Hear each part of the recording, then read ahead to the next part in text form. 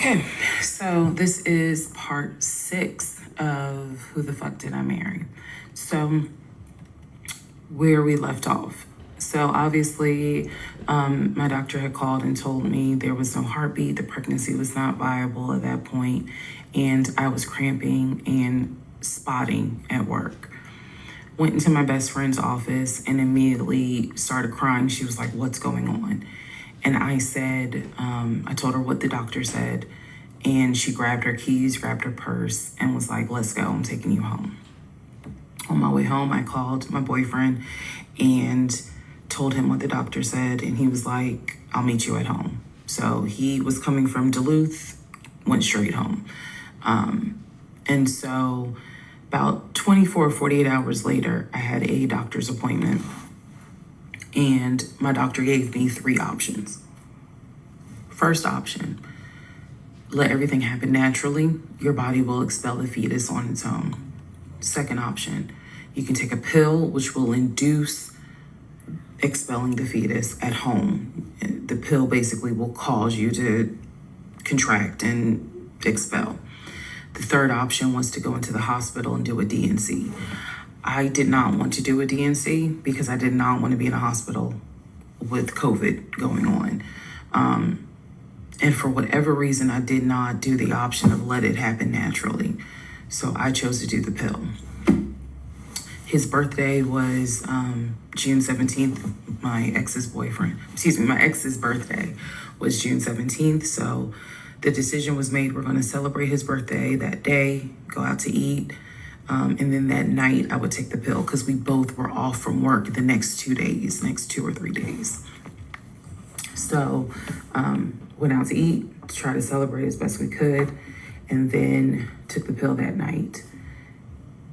That night was the most traumatic, excruciating pain I've ever put my body through. I do not recommend any woman, if prayerfully you don't have to go through that, but I don't recommend taking that pill. If you don't have to, don't do it. I spent the whole night in the bathroom just crying in so much pain. They gave me a narcotic. I couldn't take it because I found out I was allergic to it. So it was causing me to like projectile vomiting, and it was a mess. So, and he was right there. You know, he was scared that he needed to take me to the ER. But in the morning, the pain kind of subsided. So about 72 hours later, I had another doctor's appointment where the purpose of this appointment was to do an ultrasound to see if everything had passed. Everything did not pass. So because of that, my doctor was like, we're going to have to do a D&C. My D&C was scheduled for the first week of July. My boyfriend, my ex, was going to take me. That was always the plan.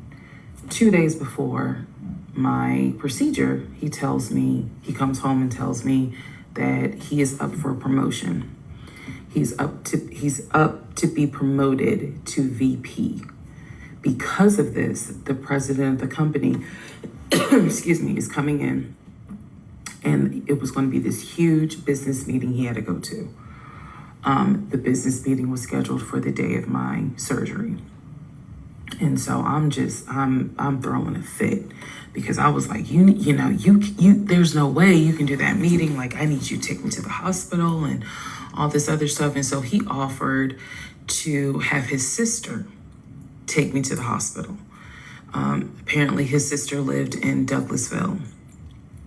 I was like, no, because I've never met her. Like, I'm not having a stranger take me to the hospital. No, this is a private situation. I don't want to do that, blah, blah, blah. So my aunt had offered to take me.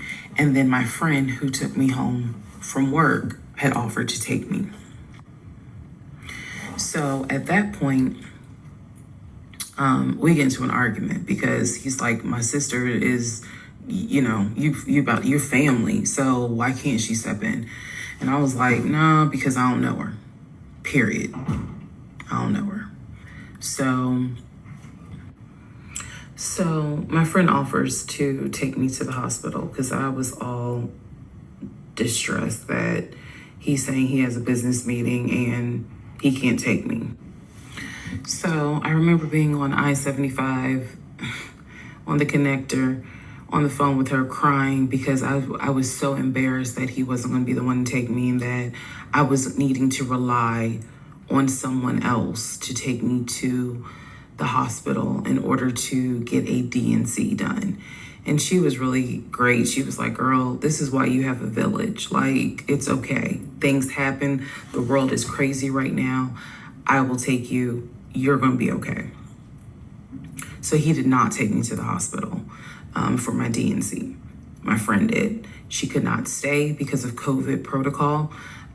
So when they wheeled me into pre-op after I got checked in, I texted him and was just letting him know, hey, here's the update. I'm about to, I'm in pre-op. They're going to get me prepared to go back to the surgical ward or whatever. And the response I got was from his new executive assistant named David.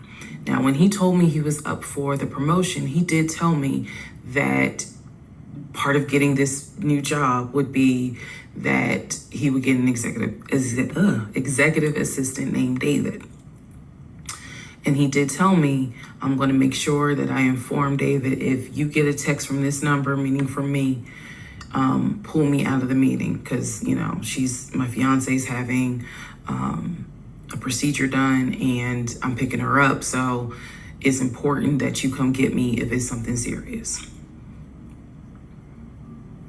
So I text him, David responds. He said, yeah, Mr. Blah Blah told me that you are having a procedure done. If you need me to get him, I can go get him. He's in a meeting. Just let me know what you need. And I just said, no, don't bother him. I'm just giving an update that they're about to take me back. And David responds and says, I'm so sorry you're going through this. Please let me know if there's anything I can do. So I have the procedure. I wake up and I am now in recovery. I should be in recovery 45 minutes up to an hour and a half. I wake up, first thing I ask, and I remember asking, is where is so-and-so? The nurse who was so sweet, she was like, everything went well. You're doing great. She said, we spoke to your fiance. He's on his way.